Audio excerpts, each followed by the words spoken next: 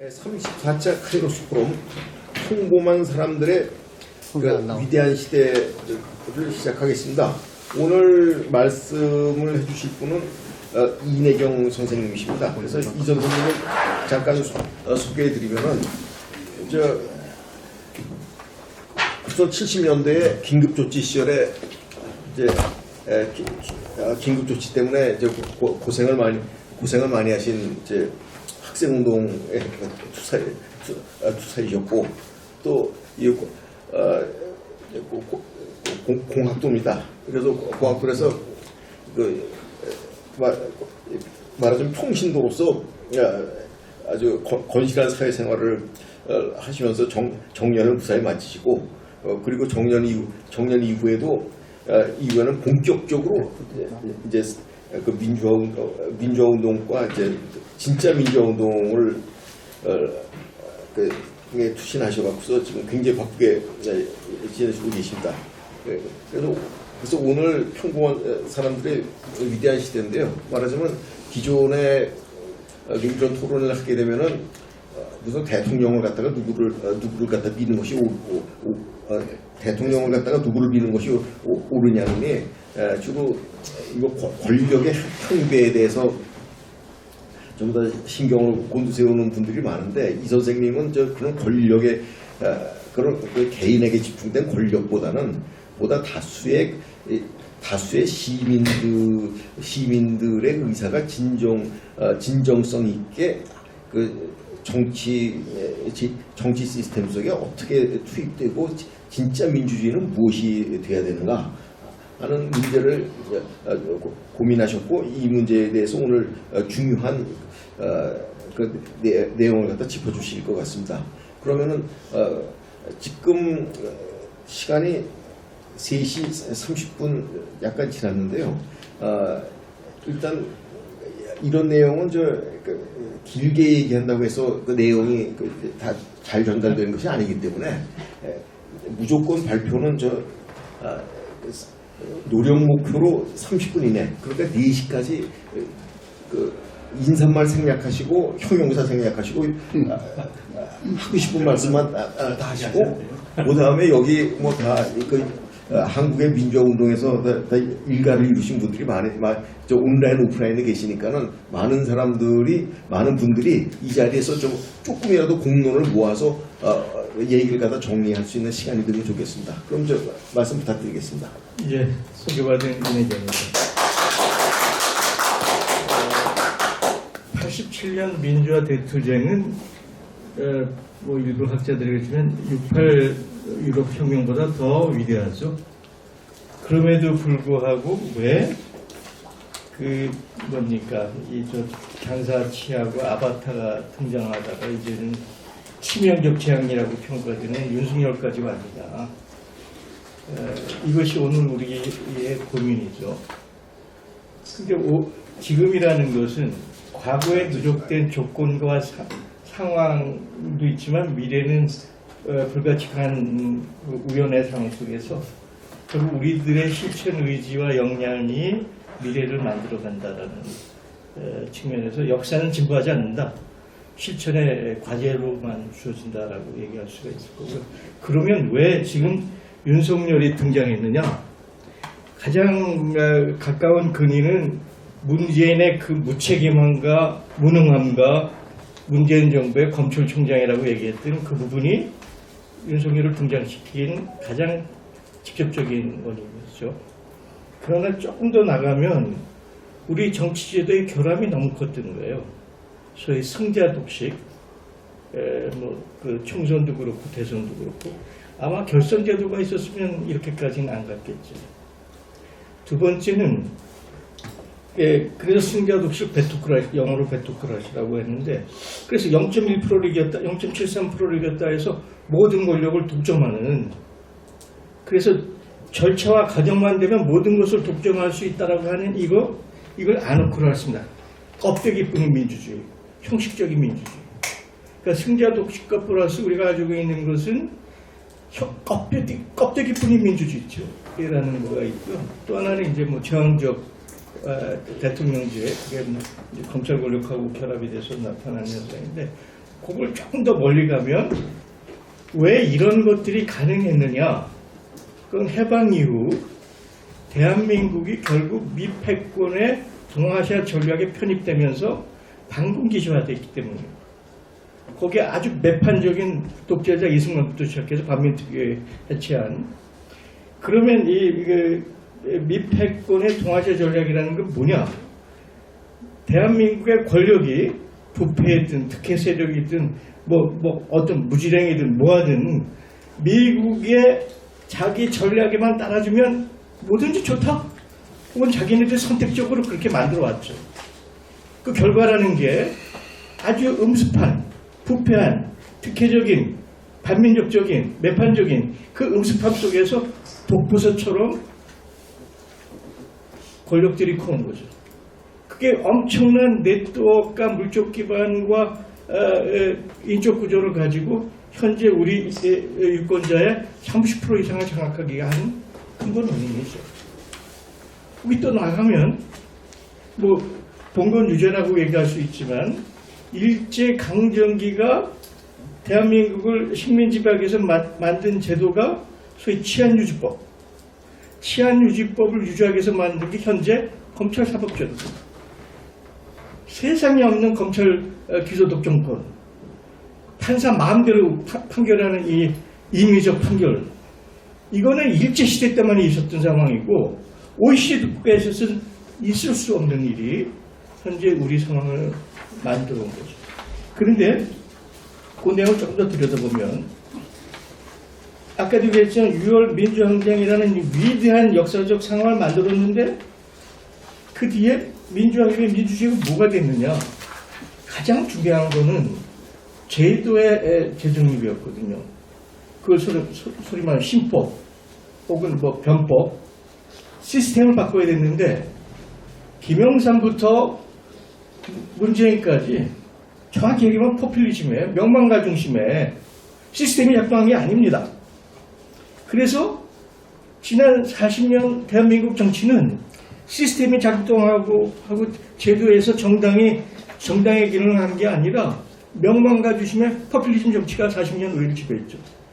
또 한편에 저기 한 거는 소위 87년, 97년인가요? IMF에 의해서 한국이 정확하게 신자유주의, 시장반등주의에 포획이 되면서 그 이후 우리 삶이라는 건 일상적인 불안, 위기가 지배하는 상황이 아까 그런 독버섯이 존재할 수 있는 또 하나의 조건으로 왔습니다. 지난번 2017년 촛불을 했지만 촛불의 진행 과정을 보면 국가나 정부의 실패, 정치구조의 무능, 피로감이 계속되고 시장의 폭력은 지속되고 우리한테 주어진 시대 과제를 그냥 민기적거리고 해결하지 않은 상황. 결국 이런 것들이 황당한 현재 치명적 재앙을 가져온 거죠. 그것은 근본적으로 우리한테 질문을 던지는 거죠. 그럼 과연 민주주의가 뭐냐? 1차적으로 민주주의, 우리가 87년에는 대통령제만 쟁취하면 마치 가나안 땅에 들어가는 우유와 꿀이 흐르는 그 땅이라고 생각했는데 쟁취하고 난 그 다음에 민주주의가 아니었거든요. 민주주의는 목표가 아니었습니다. 민주주의는 과정과 절차일 뿐이죠. 과정과 절차를 통해서 거기에 우리의 과제를 담아가는 이중적 과제가 있는데 우리가 그냥 87년 대통령 하나만 하면 모든 것이 이루어진다고 봤던 거기에 우리의 큰 패착이 있었습니다. 그럼 현재 우리가 가지고 있는 민주주의가 뭐냐? 두 가지죠. 선거 방식에 의해서 권력을 결정한다. 그리고 그 선거 방식의 플레이어가 정당 중심으로 이루어진다. 그래서 선거 방식의 정당 중심의 민주주의인데 이건 역사적으로 어떻게 규정했냐면 그리스 현장 아리스토텔레스는 엘리트 중심의 과도 정치다. 이 선거제를 그렇게 규정했습니다. 루소는 더 유명하죠. 선거 당일만 당신이 주권자고 다음 선거가 올 때까지 그게 4년이든 5년이든 다음 선거가 올 때까지 우리는 모두가 노예가 되는 제도다. 이게 루소의 원명입니다.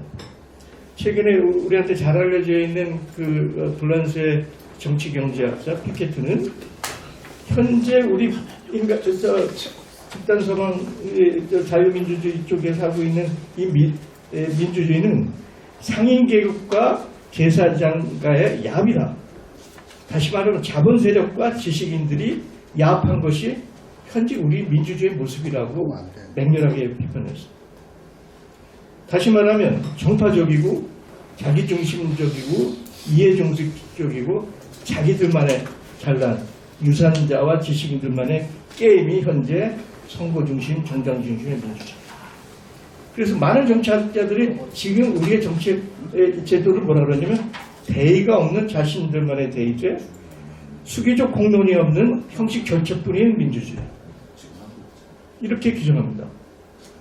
그래서 다시 한번 그러면 민주주의라는 절차와 과정이 선거밖에 없었냐? 아니죠. 인류 역사상 가장 민주주의가 발달했다고 하는 그리스에서는 선거가 없었습니다. 아덴에서 민주주의의 실천 방식은 직접 참여. 광장에 모였죠. 5천 명, 6천 명에. 그 5천 명이 모인 거기에 아젠다 세팅을 평해가 했어요. 평해 사람들을 누가 뽑았습니까? 무작위 추첨을 했어요. 문제가 있는 인민재판, 그것도 무작위 선출된 아테네 시민들에 의해서 구성됐죠. 그 다음에 전쟁을 해야 되는 장군과 행정을 하는 집정관은 선출을 했어요. 그럼 선거하고 선출은 뭐냐? 선거는 정당이 뽑은 후보에 대해서 우리가 수동적으로 선택하는 것 외에는 없는 거예요. 선출은 자기가 잘 알고 자기 입장과 자기 이해와 자기를 대변할 수 있는 사람을 대신 내세우는 보다 적극적인 대의성을 가지고 있죠. 그러니까 우리가 가지고 있는 이 선거 중심의 정당 중심 민주주의는 민주주의가 아니라고 얘기할 수는 없어요. 그러니까 만행이라는 사람은 선거는 과연 민주적인가라는 책을 써서 굉장히 유명해졌는데 가장 품질 낮은 가장 뭐라 그럴까 이 헌법적인 민주주의 절차 중에서 선거 방식은 그렇다라고 1차적으로 결론을 내렸습니다. 조금 더 이 그 선거 방식의 민주주의 문제점을 들어가면은 우선 그동안의 정당이라는 것은 집단서 방도 그렇고 대충 우리가 이제 승자독식 구조니까 양당 구조로 구축됐지만 민주주의가 먼저 된 유럽인 경우엔 크게 세 개의 정당이 그럼 있습니다. 기존 체제를 방어하고 보수하고 명예를 지키는 보수주의. 그 다음에 소위 그 노동자 노총이라든지 일반 서민을 대변하고 이해를 관계는 진보주의적 성향. 그 주위에 위치하고 있는 자유주의적 성향. 그래서 보수, 진보, 자유 이 3개 정당이 중심이 돼서 선거를 해왔는데 3차 산업혁명이 이루어지면서부터 직업 구성이 바뀌어지고 조금 더 디테일하게 얘기하지 못하지만 지금은 4차 산업혁명은 더 정확히 하면 지식경제사회로 들어가면서 우리의 삶의 모습이 직업의 모습이 사회적 지혜의 모습이 대단히 다양하게 분석이 돼서 기존에 고착된 정당들이 이것을 담아낼 수가 없어요. 정당 제도 가지고 현재 우리 변해가는 사회적 위상과 모습과 실태를 담아낼 수 없는 계급성, 대표성, 정당의 대표성의 상실이 옵니다. 더 근본적인 것은 소위 87년 이후에 신자유주의가 들어오면서 산업 권력과 금융 권력이 우리 사회 모든 것을 통제하고 장악해 갑니다. 정치권은 간접적으로 영향을 주고 미치지만 가장 중요한 것은 민주주의의 공론의 장을 장악하는 미디어, 대학, 연구기관, 이 NGO까지도 문화까지도 산업 권력과 금융 권력이 거의 완벽하게 통제합니다. 그 중에 가장 중요한 것이 미디어입니다. 우리가 지금 얘기하고 있는 서구의 유명한 미디어들, 뭐 BBC든 뭐 CNN이든 뉴욕타임즈든 워싱턴 포스트든 뭐든 다 우리가 알고 있는 주류 언론의 90%는 국가 권력 내지는 거대 자본의 하수인입니다. 외건 밴드 역할을 하고 있는 거죠. 이것이 현대 민주주의 위기를 가져오고 있는 가장 핵심적인 문제. 그런데 여기서 그러면 우리가 대의민주주의, 정당 민주주의를 포기할 수 있을 것인가? 대의민주주의의 일상성은 포기할 수 없습니다. 정당도 포기할 수 없어요. 그중에 가장 중요한 것이 정치의 핵심은 리더십인데 정당이 없이는 리더십을 만들 수가 없습니다. 지난 한 10여 년 동안 서구에서 새로운 민주주의 운동의 시도가 있어요. 포데모스가 했고 시리자가 했고 오송이 했고 해적당이 했는데 다 실패했습니다. 왜 실패를 했을까? 리더십 형성에 실패했어요. 정치에는 물론 일반인들의 적극적 참여라는 문제도 중요하지만 리더십을 형성해야 되는데 리더십을 형성하기 위해서는 정당 제도가 불가피하죠. 그래서 그 대의적 정당 체제를 우리가 와해시킬 수는 없습니다. 그러면 그 정당의 품질을 높여가야 되는 문제는 있겠죠. 그래서 정치 변혁적 과제에 충실하게 정책 정당이 되고 선거제를 개혁하고 뭐 비례성을 강화하고 결선 투표를 하고 당내 민주성을 부여하는 그래서 정당의 품질을 높여가는 일은 할 수 있습니다. 그러나 아까도 얘기했지만 선거를 통해서 정당을 통해서 만든 그 시스템은 명백히 한계가 있다. 그래서 이제는 주권자인 일반 시민들이 적극적으로 개입한다. 전면화해야 된다. 그래서 대의민주주의 선거제에서 정당 중심의 대의민주주의를 보완하고 기량하는 견제적 과정으로 가야 돼서 우리 헌법의 1조 1항 2항에 있는 시민주권을 전면화, 규범화, 제도화, 법제화해야 되는 시민주권의 시대의 필요성이 극대화되기 시작합니다. 그리고 다행히 정보 시대가 들어오면서 우리가 선거를 안 기다려도 필요하다면 언제든지 일상적으로 참여할 수 있는 그런 툴, 방식이 우리한테 부여됐죠. 이 얘기를 하나씩만 조금만 더 깊이 가겠습니다. 선거 중심의 대의제가 갖고 있는 근본적인 문제는 18세기 미국의 건국과정이나 소위 사회계약론에 의해서 상권 분립의 유럽의 제도가 들어왔을 때인데 미국 건국 과정은 이게 민주주의가 아니에요. 건국 과정의 아버지라고 하는 사람들은 미국 사회의 최고의 엘리트들과 엄청난 유산자들이 자기 권력들을 어떻게 배분하고 견제하고 합의해내느냐의 그 과정으로 미국의 헌법이 만들어진 거거든요. 그게 일반 대중을 위해서 만든 게 아닙니다. 그 제퍼슨하고 메디슨이 한 얘기가 있어요. 일반 대중들은 항상 폭도기 때문에 일반 대중들이 정치에 참여하지 못하게 만들어야 된다. 이게 건국의 아버지들이 만든 미국의 헌법의 정신이에요. 그럼 유럽에서 몽테스키 등에서 상권 분립을 만든 이유는 뭐냐? 그 전까지 유럽의 정치는 왕정 귀족적 1%가 99%를 지배했는데 상업주의가 대두하면서 부르주아지들이 커오면서 부르주아지들이 그 권력을 장악하기 위해서 1%의 정치를 10%의 정치 아까 피케티가 얘기했듯이 엘리트와 유산자들이 결합해서 1%가 통치하는 체제를 10%가 통치하는 제도로 바꾼 것이 소위 유럽에서 했던 선거제고 정당 대의제입니다. 그러니까 선거라는 것은 민주주의 역사에서 대단히 예외적이고 편법적인 거예요. 18세기 등장. 그러니까 민주주의의 원래는 직접 참여,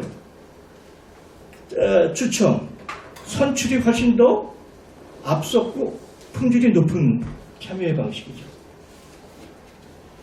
그런데 그나마 이 정당 중심의 선거 중심의 대의제가 2차 대전 전후부터 1980년대까지 일종의 황금기를 이루어요. 그게 이제 어떻게 보면 케인지안의 시대고 삼인주의 시대고 일반 대중들이 광범하게 정치에 참여할 수 있는 여건이 열리면서 인류 역사에서 가장 대중 중심으로 정치 제도가 작동했던 시대가 2차 대전에서부터 80년대까지 불과 40년입니다. 우리가 학교 다닐 때 배운 민주주의가 꽃이라고 했던 그 아름다운 모습이 그 40년 시절이었죠. 근데 이것이 망가지는 것이 아까 다시 얘기하지만 신자유주의가 80년에 미국을 중심으로 소위 도입이 되는데 신자유주의에는 크게 4가지 역할이 있습니다. 시장이 만능이다. 시장이 법이다. 시장이 신이다. 시장 앞에 누구도 정하지 마라. There is no alternative but market. 이거 티나라고 보통 얘기하죠. 그 다음에 공적 영역을 완전히 위축시켜서 모든 것을 민영화해라. 자본에 맡겨라. 자본의 탐욕에 맡겨라. 자본이 훨씬 더 잘한다. 모든 것을 민영화하는 거죠. 그러니까 우리 삶 모든가 시장에 종속이 되는 거죠. 공급경제 중심. 공급경제 중심은 모든 경제활동 공급 중심으로 해야 되니까 공급을 방해하는 그 제3국의 주권을 무력화시켜라. 노동자 권력을 무력화시켜라. 법제를 무력화시켜라. 오로지 공급 자본의 자기 이익을 만들어가는데 거추장사하는 건 모두 다 무력화시켜라. 이것이 공급경제의 원칙이죠. 그럼 마지막에 그렇게 해서 나온 모든 경제활동의 성과는 금융위, 월가가 단물 빨아먹는 거예요.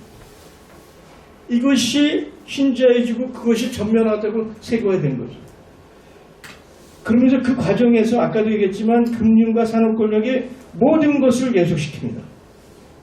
미디어, 대학, 싱크탱크, 문화, 종교 모든 전 영역을 시장화시킨 거예요. 그 결과가 우리가 겪었던 IMF고 결국 2008년에 금융위기가 나면서 신자유주의는 더 이상 지속 가능하지 않다는 게 확인이 된 거죠. 엄청난 불평등, 양극화, 그 다음에 거기서 더 중요한 것은 케인지안 시대, 삼인주의 시대보다 생산성이 훨씬 떨어져요. 그 케인지안 시대나 그 삼인주의 시대 때는 네트 생산성이 2~3%인데 신자유주의가 도입한 전체적인 평균 프로덕티비티 생산성 1%에 떨어집니다. 그 다음에 무자비한 이 경제활동의 모든 게 종속되면서 소위 지속하지 하지 않은 생태 문제, 기후위기 문제를 가져오는 거죠. 근데 이러한 실패가 그러면 그 실패에 대해서 우리가 분석을 하고 대응하고 해결해 가면 될 거 아니냐. 그런데 문제는 이 거대한 그 이 시스템의 혜택을 받는 게 누굽니까? 기존의 정치, 그 산업 권력, 금융 권력, 거기에 포섭된 소위 아까 얘기했던 상인 계급과 지식인 계급에 포섭된 소위 상류 10%는 이 시장 만능에 의해서 혜택 집단이거든요. 이 친구들이 모든 권력을 쥐고 있는 거예요. 그러니까 이것을 깨지 않고는 신자유주의가 깨지지 않는 거야. 그럼 이 자들이 뭐를 하느냐? 이 양극화 불평등, 이 빈곤화의 문제의 원인을 엉뚱한 데 돌리는 겁니다. 그 엉뚱한 데 돌리는 게 우리는 빨갱이, 소위 메카시즘보다 더 지독한 냉전의 빨갱이로 모든 건 너는 빨갱이야 라고 몰아치죠. 유럽에서는 그건 저 이민은 제3국의 이민자한테 돌리죠. 인종 혹은 뭐 요즘 그 페미니즘에서 페미니즘 쪽으로 돌리고 종교로 돌리고 엉뚱한 쪽에 화살을 돌립니다. 그런데 그 자기네들 갖고 있는 물적 기반과 미디어의 장악력을 가지고 그 논리를 끊임없이 양산해 가면서 발생하는 게 이 극단적인 수구적인 포퓰리즘의 양산입니다. 그래서 적대적 갈등과 대립이 점점점 지속되고 확대되고 불안정성을 키워나가는 거예요. 거기서 정당제도는 무기력한 겁니다. 그냥 그들만의 게임 속이에요. 그래서 직업으로 전락하고 자기 주위에 선호 집단화하고 공적 기능을 상실해가는 거죠. 여기 마지막 하나만 더 보태면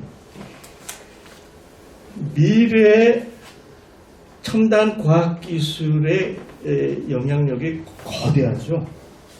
과학기술이 주도하는 지식경제로 우리가 진입합니다. 근데 제가 왜 지식경제라고 하면 이건 제1, 2차 산업하고는 그 내용과 질이 틀린 거예요. 그 제4차 산업이라는 기준이 틀린 겁니다. 1, 2, 3차는 자본에 의해서 통제되는 사회인데 지식경제는 자본이 아니고 지식에 의해서 장악되는 거예요. 그래서 기존의 1, 2차 산업에서 형성된 산업구조에 엄청난 변화와 파장을 일으키고 결국 우리 일상의 소위 일자리, 고용에도 새로운 패러다임이 요구가 되죠. 그래서 우리가 기존적으로 사고한 모든 기존적 사고를 전환하지 않으면 문제가 해결되지 않습니다. 여기서 우리 미래에서 가장 중요한 것은 공유제, 커머스의 핵심이 과학기술이라는 거예요. 과학기술을 아주 극소수 일개인이 소유할 경우는 이게 인류의 재앙으로 옵니다. 지금 AI도 그렇고 ICT 모든 기술의 그 소유 구조를 공공재화하지 않으면 인류의 미래가 없는 거죠.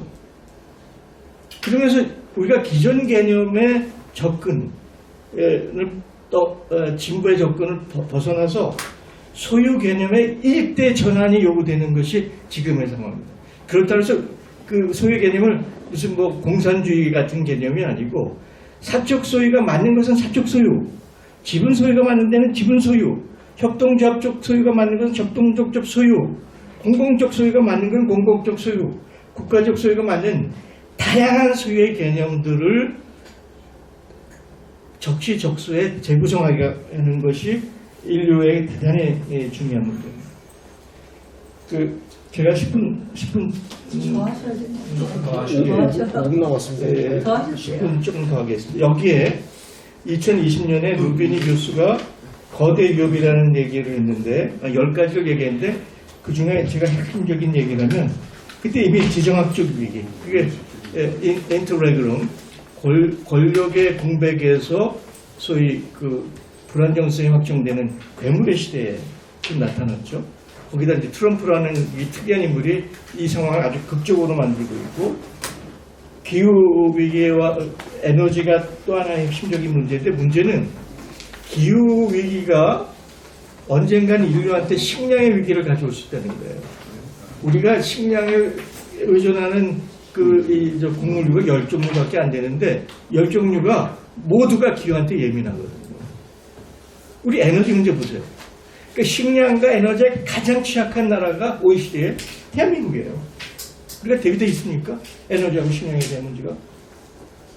그 다음에 기후, 우리가 코로나도 했지만 생태 위기 문제에서 이미 인류가 지속 가능하려면 산업 문명에서 생태 문명으로 전환을 해야 돼요. 이것을 우리 정치 권력이 해낼 수 있을까요? 산업 문명에서 생태 문명으로 전환하는 걸 현재 우리 정치인들이 해낼 수 있을까요? 마지막으로 가장 위험한 것은 인류 역사에서 보지 못한 엄청난 과잉 부채. 이 과잉 부채는 크게 세 가지입니다. 공공의 부채, 기업의 부채, 일반 가계 부채 다 합해서 현재 전 세계 평균이 약 300%에서 330%입니다. OECD 평균이 350이에요. 미국을 중심으로. 중국이 300%입니다. 우리가 280%에서 300%로 접근하고 있어요. 그런데 이 과잉 부채는 인류 정규현직 과거에는 그 희년을 통해서 그 부채를 탕감해주고 왔죠. 근데 지금 우린 부채를 탕감하는 시스템이 없잖아요. 그럼 이 부채 문제를 해결하는 데는 한 서너 가지 방식이 있습니다.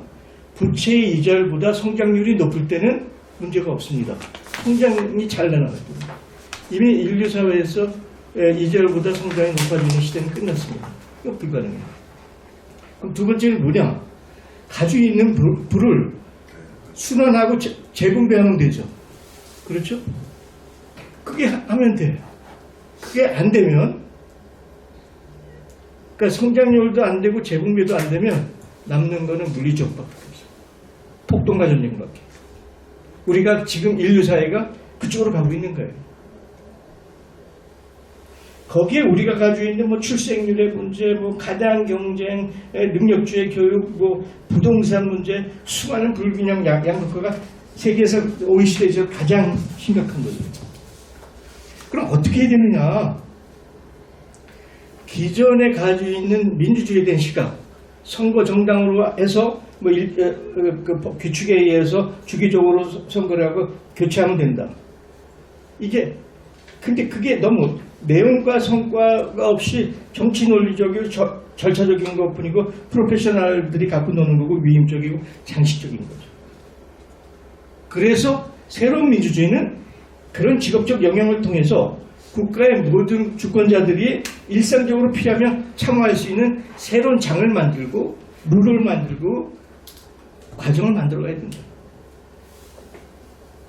근데 서양의 친구들은 주로 절차와 과정과 법적 절차에 관심을 두는데 여기 다시 우리 동양적으로 생각해 보죠.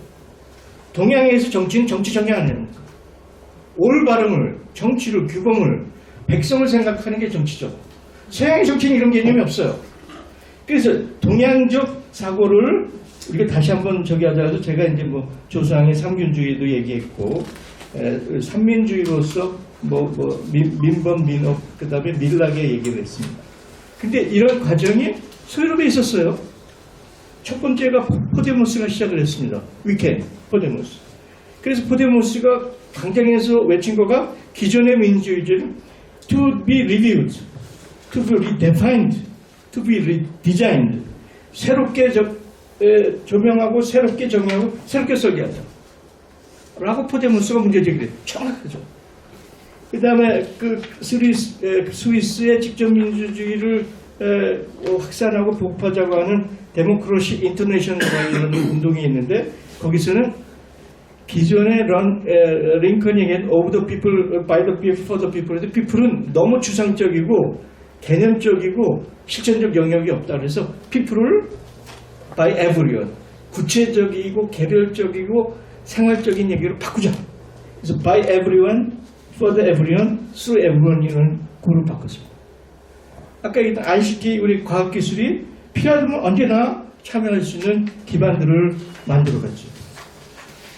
그래서 이제 남는 과제는 그런 직업 정치가 만들어내는 그 포퓰리즘과 섹트주의를 극복해서 평범한 시민들이 일상적으로 수기를 거쳐 직접 참여하는 시대를 열어야 되고 그 제도를 통해서 정자정야, 정치의 내용 속에 삼민주의, 우리 삶의 품질을 높여가는 우리의 그 존엄과 가치를 높여가는 정치로 바뀌어야 된다.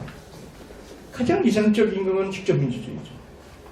스위스가 180년 동안 해와서 이미 검증된 현재 세계에서 가장 유일하게 정치가 작동되는 게 스위스예요. 그 스위스의 직접민주주의는 세 가지죠. 국민 발언, 그다음에 the right of referral, 법안 재검토권, 거부권이라고 얘기하는. 그래서 그것이 기존의 선거로 만들어진 의회하고 조정이 안 되면 국민투표 들어간다. 그래서 1년에 4번의 국민투표를 하고 그걸 앞으로 20년 동안 날짜를 정해서 진행하는 게 스위스거든요. 그럼 우리가 스위스처럼 하면 되지? 그게 그렇지 않아요.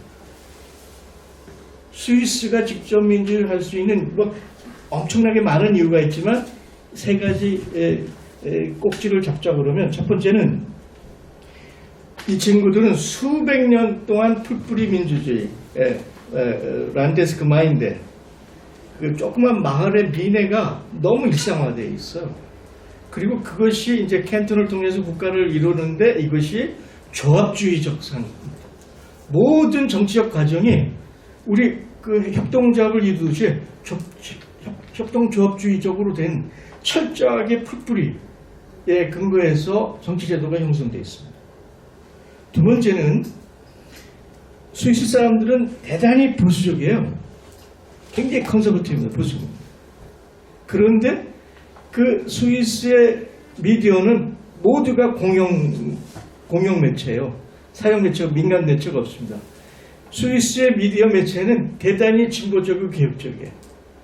그리고 새로운 정치 연안이 나오면 공공의 미디어들은 새로운 진보적인 것을 스위스 국민들한테 끊임없이 홍보하고 교육하고 자료를 제공하고 공간을 제공해줘요. 그러니까 그 스위스에는 미디어가 진보 역할을 하고 있는 겁니다. 그 다음에 이제 그 스위스 민주주의에 적격이 돼서 신청해서 적격이라고 하면 모든 정치적 활동을 공적 자금에서 지금. 그러니까 그 돈 많은 금력이 들어올 수 있는 공간이 없죠. 그래서 스위스 민주주의를 미국의 20몇 개 주가 시민반환제를 도입했는데 재앙으로 다가옵니다. 캘리포니아가 그걸 했다 재앙을 맞이했어요. 지금 현재 캘리포니아가 미국의 그 노숙자의 50%를 가지고 있는 이유가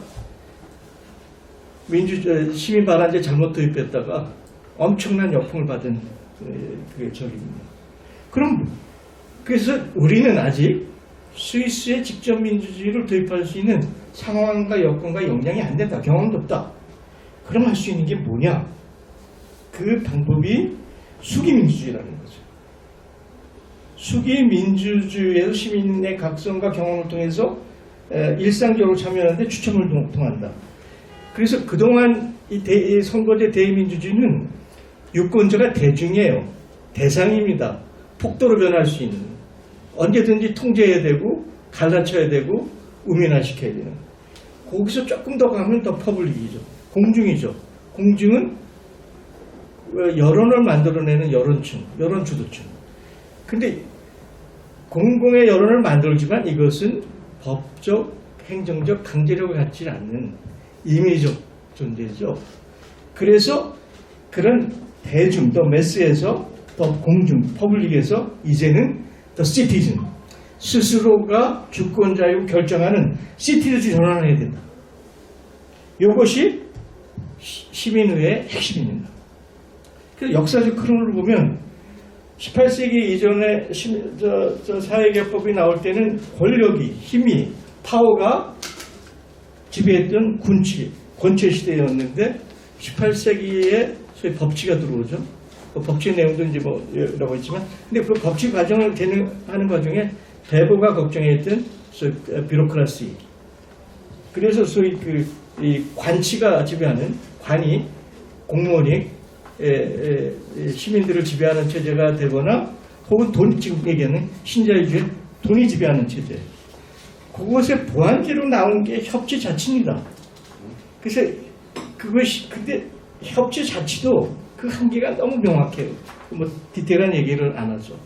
그것은 보조적이고 장식적이고 아주 일부의 위임적이에요. 그럼 근본적으로 뭐냐? 주권자인 시민이 주도권을 가져야 된다. 민치의 시대로 넘어가야 되는 것이 인류 역사의 하나의 흐름이다. 그래서 질문입니다. 그럼 선거라는 절차를 안 갖고 어떻게 법적, 행정적 강제력을 가질 수 있는 그 근거가 뭐냐? 그 레지티머시, 저스티피케이션이 어떻게 이루어지느냐? 5가지를 하면 선거보다 훨씬 고품질에 훨씬 정당성을 가질 수 있다. 첫 번째는 모든 사람이 참여할 수 있는 그 참여의 포괄성. 두 번째는 그 공공에 구성된 구성원들을 민주적 비례로 압축해내는 민주의 비례성. 그걸 이제 그 로버트 달은 미니 퍼퓰리스, 소우주라는 개념을 도입합니다. 민주적 대표성. 그래서 모인 사람들이 그 필요한 정보와 데이터를 가지고 토론과 수기를 통해서 집단 지성이 작동되는 수기의 시스템을 어떻게 설계하느냐. 이 과정이 모두에게 투명하게 공개되는 투명적 공개성. 그리고 마지막에 결정을 해야 되잖아요. 결정 과정인데 처음에 들어왔을 땐 의견들이 중구난방으로 막 흩어지는데 이렇게 해서 참여한 뭐 150명이든 300명이든 층별 무작위로 구성된 이 사람들이 참하고 토론하다 보면 공적 책임성이 작동이 돼요. 이 공동체, 내가 한 사람이라고 하는 저기하고 그것이 말하자면 칸트가 얘기하는 공공이성이나 하버마스가 얘기하는 이상적 소통의 그 상황들을 접근하면서 그 공적인 책임성의 하나의 의견으로 집결이 됩니다. 그래서 그 다수화가 집결되는 과정이 절대적 80%가 있을 수 있고 단순 대수적으로 50.1%가 있을 수 있는데 시민의회적 방식을 하면 압도적 다수인 60%로 접근이 되면 그렇게 합의되면 훨씬 그 결정력이 힘이 있고 집행 과정에 강력해집니다. 그래서 이렇게 해서 시민의회가 도입이 되면 기존의 선거 방식으로 만들어진 그 문제점을 대의가 없는 대의에서 포용적 대의를 만들 수 있고 토론이 없는 수비가 없는 것을 투기를 해서 만들 수 있고 기존의 그 선거제는 선거 때를 기다려야 되는 현안이 무지하게 중요하고 당장이 급한데 우리 지금처럼 선거를 기다려야 돼요? 판사의 판결을 기다려야 돼요? 아니죠. 필요하다면 상가 현안에 대해서 언제든지 개입과 대응이 가능하다는 것이 시민의 장점입니다. 그래서 오늘 마지막 결론을 하면 현재 우리가 직면하고 있는 내후 외환의 위기는 절대절명의 위기 상황이죠. 이 절대적 위기 상황은 우리가 지난 80년을 경험했지만 현재 제도의 정치권 가지고는 절대 해결이 불가능하다는 게 제 판단입니다. 우리 역사가 그랬듯이 이 절대절명의 위기상은 민관민 모두가 펴지는 총력전적으로 해야 되고 그 주도를 주권자인 시민이 해야 된다. 우리가 지금 그런 상황이 있다. 그런데 다행히 우리가 민주화운동의 경험했어요. 87년 제1의 민주화운동은 민주화 투쟁을 통해서 공부 독재를 문민정부를 바꾼 위대한 사건이죠. 현대 인류사에. 두 번째 또 하나의 위대함이 2016년, 17년에 소위 그 촛불항쟁을 통해서 살아있는 권력을 끌어내린 이게 제2의 민주화운동인데 문제는 이 두 건 다가 이벤트로 끝났다는 거예요. 그게 끝나고 나서는 그냥 포말처럼 흩어진 거예요. 이게 시스템으로 아까 했던 신법, 변법으로 하나의 시스템으로 제도화되지 않았다는 거죠. 그래서 이제부터는 제가 얘기하는 제3의 민주화운동은 이런 시민들의 에너지, 민주 역량을 전면화, 일상화하고 규범화하고 제도화하고 그리고 법조해야 된다. 그 핵심이 시민의회라는 거죠. 그래서 시민의회를 도입해야 되고 그 시민의회를 도입하는 방식은 두 가지가 있습니다. 헌법에 국민 발안법을 도입하고 그 국민들 발안된 것을 결정하는 과정을 집단지성이 작동하는 시민의 방식으로 한다라고 헌법에다 넣으면 그게 가장 이상적이죠. 근데 헌법을 바꾸는 게 워낙 힘들고 어렵다면 특별법으로 시민주권위의 특별법을 만들자. 그래서 제가 그 별도의 자료로 이미 정치권의 주요 정치인들한테는 제가 회람을 시킨 아닙니다. 그래서 그거 어떤 형태든 시민 발안과 그 시민 발안된 내용을 집단지성에 작동하는 시민의 방식으로 해서 지금 문제가 되어 있는 개헌이든 선거법이든 검찰사법 개혁이든 우리 생활의 중요한 현안들을 국민 발안을 통한 시민의 방식으로 해결했다. 이것이 제가 오늘 얘기한 보통 사람들의 위대한 시대. 그리고 그 현실적 과정은 시민주권의 시대를 전면화하고 그 로드맵은 시민의회다. 이걸 우선 제 발제를 마치겠습니다. 그동안 사회 개혁 이런 표현을 합니다. 미래 사회 개혁을 하든 뭐 전환을 하든 거긴 세 가지 요소가 필요하죠. 물론 우리가 담아낼 그 합의된 내용을 우리 있어야 되지만 그 내용물을 담을 수 있는 그릇, 절차와 과정이 로드맵이 정확해야 되고 그것을 해낼 수 있는 요리사, 주체 역량들이 있어야 되죠. 근데 저는 좀 냉정하게 얘기하면 우리 정치권이나 시민사회는 그 이상적, 어떻게 보면 낭만주의적 내용만 얘기하고 있어요. 그 이상을 실현할 수 있는 로드맵이 있습니까? 그걸 해낼 수 있는 역량이 우리한테 있을까요? 난 거기에 대해서 그래서 제가 강조하는 것은 그 세 가지 중에 이제 역량의 문제는 아까도 리더십의 문제고 그건 또 다른 주제지만 우리한테 중요한 것은 그 이상적 내용도 중요하지만 그 내용을 실천할 수 있는 방법론, 그릇, 절차와 과정을 재소개해야 된다. 이게 예를 들어서 제가 요즘 그 중국 드라마를 아주 즐기는데 그 춘추전국 시대를 통해서 진나라가 통일하게 되는 과정이 대진제국이라는 드라마가 있어. 난 요즘 상황을 다시 봅니다. 어떻게 보면 공맹보다 훨씬 더 위대했던 인물이 상황이었다. 상황이 없었으면 중국 천하의 통일이 어렵다. 걔네들 변법이라고 그래요. 새로운 제도를 도입해서 기존의 기득권을 끌어내고 아주 과감하게 끊어내고 새로운 도입을 하면서 변방의 진나라를 아주 그 강대한 통일제국으로 만들어내는 겁니다. 또 있어요. 한무제가 과거제를 도입하면서 그 적서차별 없이 그 계층차별 없이 수많은 인재들을 채용하는 과거제를 도입하면서 한나라의 강성한 시대를 열었고 당의 당태종이 소위 공론회장을 열어서 또 하나 이것도 변법이죠. 신법이죠. 그래서 중국이 저렇게 큰 거에는 세 번의 새로운 제도의 시스템, 상황에 의한 법칙, 한무제가 도입하는 인재도 명예 방식, 그 다음에 당태종이 만든 이러한 변화가 있었으니까 중국이 했는데 그것을 송나라 때는 왕한석이가 신법이라고 내놨는데 실패해서 송나라는 그냥 사라져버리잖아요. 그러니까 우리한테 중요한 것은 우리가 지향하는 그 아름다움이 중요한 게 아니라 그걸 실천해가는 정확한 제도, 그릇, 로드맵이 필요하다. 근데 우리는 지금 그게 굉장히 그 부분이 우리 내부 토론에 약하다 하는 생각입니다. 지금 현재 우리나라 유권자 시민들 중에 한 30%는 우리가 역사적으로 하지 못한 그 업보에 의해서 이 사람들은 우리가 생각하는 사람이 아니에요. 가인입니다. 강시입니다. 보시죠. 이 30%는 만들어진 강식 로봇이에요. 그럼 누가 만들었느냐?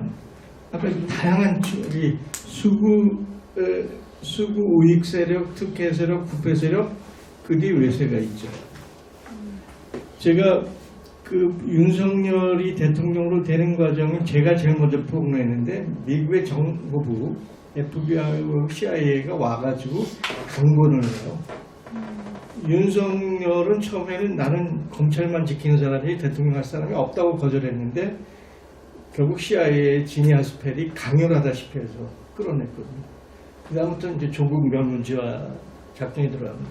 미국 해방 이후 반공 기저하는 미국의 패권의 프로그램이 그대로 작동됐던 거예요. 그 캠프 데이비드까지 간 거죠. 캠프 데이비드 3자 정상회담은 가츠라테프트 미락보다 더 악질적인 겁니다. 가츠라테프트는 미락이었죠. 비공개죠. 이건 전 세계 공개한 거 아닙니까? 대한민국이 미국의 그냥 전초기지의 딸내미 국가라는 거를. 그런데 그렇게 만들어진 풍조는 아까 제가 얘기를 했어요. 그렇죠? 그러니까 우리가 그 30%가 만들어진 거에 대해서 너무 연연해할 필요 없습니다. 미국 자체가 이제 예외 국가도 있지만 선민 국가론이 있고 자기네들이 청교도들이 만든 하나님이 선택해서 전 세계를 기독교에 이른다라는 그 미션이 미국 유권자의 40%가 넘어요. 잘못된 신앙이죠. 그게 그 연결 속에 우리가 있는 거죠. 여기가 기독교 모임이니까. 예를 들어서 봅시다. 성조기까지 들고 가는 건 내가 이해를 해요. 이스라엘 길을 들고 나가요. 예수를 죽인 게 누구죠?